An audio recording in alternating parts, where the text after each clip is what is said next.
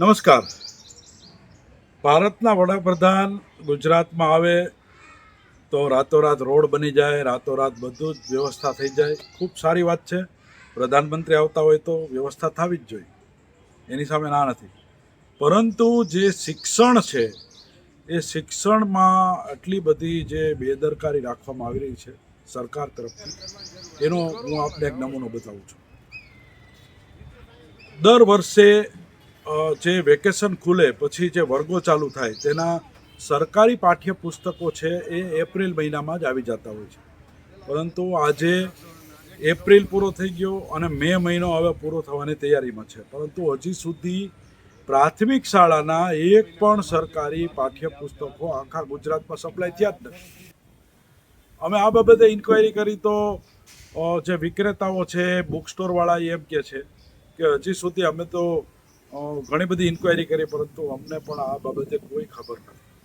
જ્યારે ઉપર લેવલે તપાસ કરી તો એવું જાણવા મળે છે કે જે પાઠ્યપુસ્તકો છે એના જે મુખ્ય પૃષ્ઠ હોય, જે પહેલું ને છેલ્લું પાનું હોય, એ પાના માટેના કાગળો નથી. 2 મહિના થઈ ગયા છતાં હજી સુધી સરકારી પાઠ્યપુસ્તકોના ઠેકાણા નથી.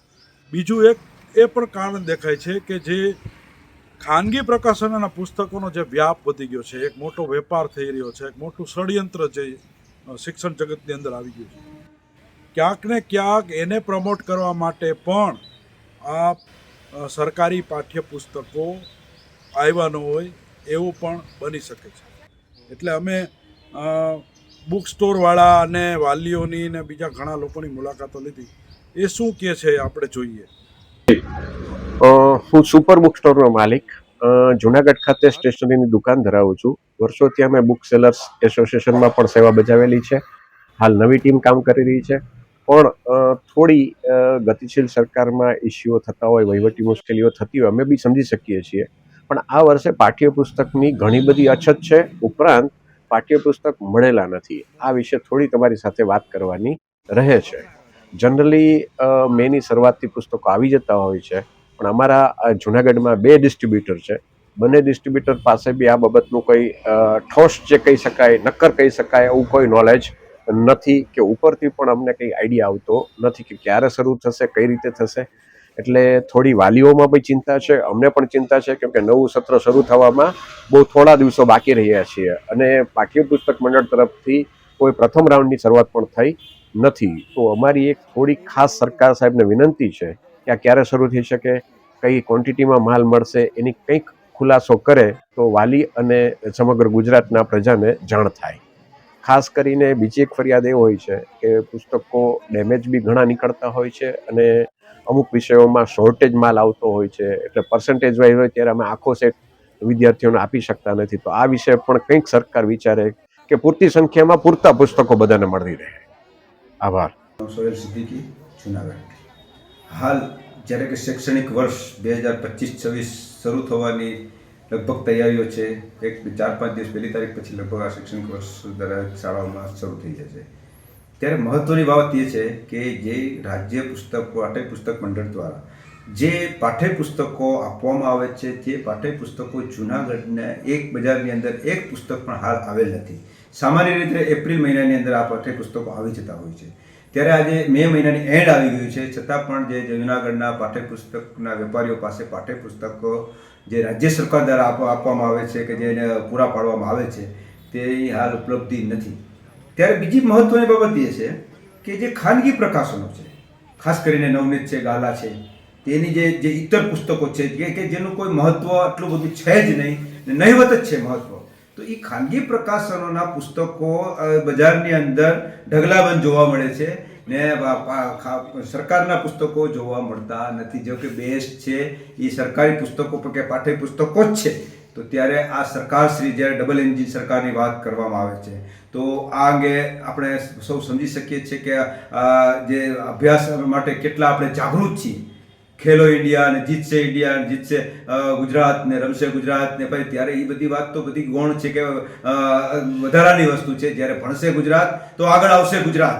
તો આ તો વસ્તુ ઊંધી જ થઈ રહ્યું છે કે ખેલો ખેલો, બસ બીજું કોઈ વાત કરવાની નથી, આપણે બીજું કંઈ કરવાનું રહેતું નથી. હાલ જ્યારે માન લો કે જૂન મહિનાની શરૂઆત થવા જઈ રહી છે તો દરેક વાલીઓમાં ચિંતાનો વિષય છે કે દરેક શાળાના સંચાલકો છે કે શાળાના જે કંઈ જવાબદારો છે એમાં પણ એક ચિંતાનો વિષય છે કે અમે ભણાવશું કેવી રીતના. વાલીઓમાં એવી ચિંતા છે કે અમે અમારા બાળકો ભણશે કેવી રીતના. તો ખરેખર સરકાર શ્રી શું કરવા માંગે છે એ સ્પષ્ટતા કરવી જોઈએ કે અને મુખ્યમંત્રી શ્રી અપીલ પણ અમે કરીએ કે ભાઈ જેને આ વસ્તુની જવાબદારી સોંપવામાં આવેલી છે શાળા પાઠ્યપુસ્તક મંડળને, તો એ અત્યાર સુધી શું કરે છે. અત્યારે મહત્વની બાબત એ છે કે એના માટે જે મુખ્યમંત્રી શ્રી આ બાબતે એને ધ્યાન દોરી અને તાત્કાલિક આ બાબતે પગલાં લેવા જોઈએ. અન્ય કોઈ બાબતો છે એ ભલે એની ગૌણ હોઈ શકે કે જે હોઈ શકે એનાથી આપણને કોઈ પ્રશ્ન થતો નથી, પણ મેન જે વસ્તુ છે હજારો ભાવિ લાખો કરોડો વિદ્યાર્થીઓના ભવિષ્યનો સવાલ છે, ત્યારે આ અંગે યોગ્ય થાય તેવી અમારી લાગણી અને માંગણી છે. તો આ આપણે જોયું કે બુક સ્ટોરવાળાની પરિસ્થિતિ કેવી છે કે બુક સ્ટોરવાળા પાસે દરરોજ વાલીઓ ચોપડા લેવા માટે આવે છે, પરંતુ એની પાસે ચોપડા નથી. એટલે ક્યાંક ને ક્યાંક આ આખું એક જે ષડયંત્ર જે ચાલી રહ્યું છે એ હોઈ શકે.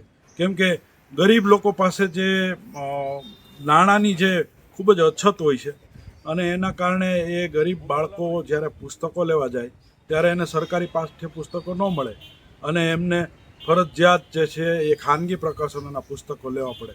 ત્યાર પછી એમની પાસે પૈસાની અછત હોય. એટલે આ બધી એક ષડયંત્રના ભાગરૂપે ચાલી રહ્યું ચોખ્ખું દેખાય છે. સરકારે આ બાબતે જાગૃત થઈ અને જે પાઠ્યપુસ્તક મંડળ છે, જે લોકો આનું સંચાલન કરે છે, જે પ્રિન્ટિંગ પ્રેસ છે સરકારનો, એ લોકો સામે પગલાં ભરવા જોઈએ. કેમ કે નેતાઓ આવતા હોય અને બીજા જે અમુક જરૂરી કામ હોય તો રાતોરાત બધું થઈ જાય છે, રસ્તાઓ થઈ જાય છે, નેશનલ હાઈવે થઈ જાય છે. પરંતુ 2 મહિનાથી જે પાઠ્યપુસ્તકો ન આવે એ તો ખૂબ જ દુઃખની વાત કહેવાય. આમાં ભણશે ગુજરાત, દોડશે ગુજરાત, રમશે ગુજરાત, આ બધી જે આપણે સૂત્રો આવ્યા છે તો આમાં ક્યાંથી ભણશે ગુજરાત. એટલે સરકારે ગંભીરતાથી આ વસ્તુ લેવી જોઈએ અને તાત્કાલિક પાઠ્યપુસ્તકોની સપ્લાય કરે, જેથી કરીને ગરીબ લોકો જે છે એ પુસ્તકો મેળવી અને અભ્યાસ કરી શકે. આપની આસપાસ પણ જો કોઈ આવું બનતું હોય, આપને કોઈ એવા મુદ્દાઓ એવું લાગતું હોય કે આ મુદ્દાને પ્રકાશિત કરવા જેવા છે, તો પણ અમારો સંપર્ક કરી શકો છો. અમે નીચે હેલ્પલાઇનનો એક નંબર આપ્યો છે, તેની ઉપર સંપર્ક કરી અને અમને આપની આજુબાજુમાં કોઈ ઘટના બનતી તો એના વિડીયો મોકલો અને અમને પણ ફરિયાદ કરીશું. અમે ચોક્કસ કોશિશ કરીશું તમને ન્યાય અપાવવાની. આ જ પ્રકારના ન્યૂઝ અને આ જ પ્રકારનું અમારી જે સ્ટોરી જોવી હોય તો અમારી આ જે પેજ છે, અમારી જે ચેનલ છે એને લાઈક કરો, શેર કરો અને સબસ્ક્રાઈબ કરો. નમસ્કાર.